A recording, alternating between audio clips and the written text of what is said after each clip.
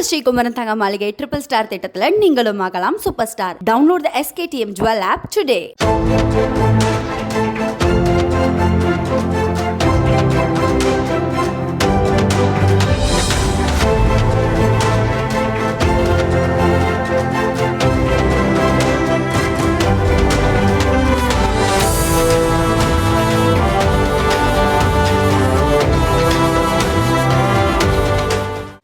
ஜம்மு காஷ்மீரில் பாய்ந்தோடும் செனாப் நதியின் மேல் கட்டப்பட்டுள்ள உலகின் மிக உயரமான ரயில்வே பாலத்தை பிரதமர் மோடி இன்று திறந்து வைக்கிறார்.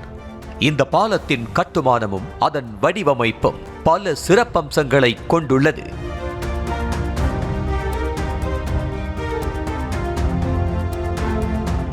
சுமார் 1400 கோடி ரூபாய் மதிப்பீட்டில் செனாப் நதியின் ஆற்று படுகையில் இருந்து 559 மீட்டர் உயரத்தில் அமைக்கப்பட்டுள்ள இந்த ரயில்வே பாலம் ஸ்ரீநகர் மற்றும் கத்ரா ஆகிய பகுதிகளை இணைக்கிறது.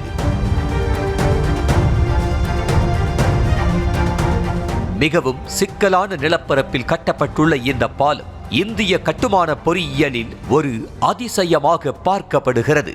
கட்டுமான பணிகளின் போது கடுமையான சவால்களை பொறியாளர்கள் சந்தித்திருக்கின்றனர்.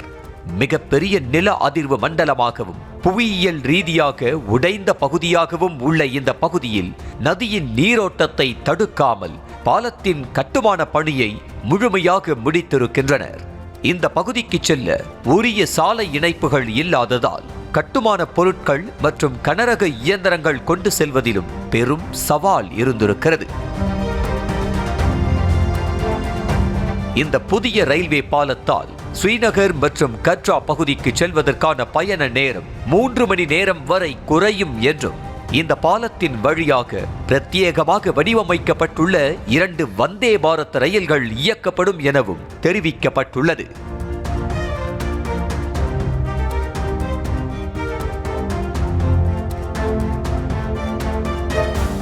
நூற்றி 20 ஆண்டுகள் ஆயுட்காலம் கொண்டதாக இந்த பாலம் விளங்கும் எனவும் இதில் மணிக்கு 100 கிலோமீட்டர் வேகத்தில் ரயில்களை இயக்க முடியும் எனவும் கூறப்படுகிறது.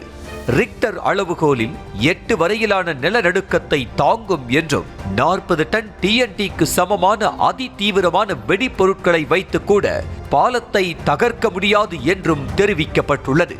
இதன் எஃகு அமைப்பு -20 டிகிரி செல்சியஸ் வரையிலான கடும் குளிரும் மணிக்கு 266 கிலோமீட்டர் வரையிலான சூறை காற்றையும் தாங்கும்.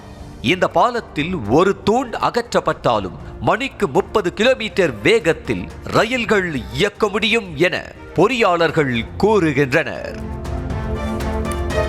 நம்ம ஸ்ரீகுமரன் தங்க மாளிகை ட்ரிபிள் ஸ்டார் திட்டத்தில் நீங்களும் ஆகலாம் சூப்பர் ஸ்டார். டவுன்லோட் த SKTM Jewel app today.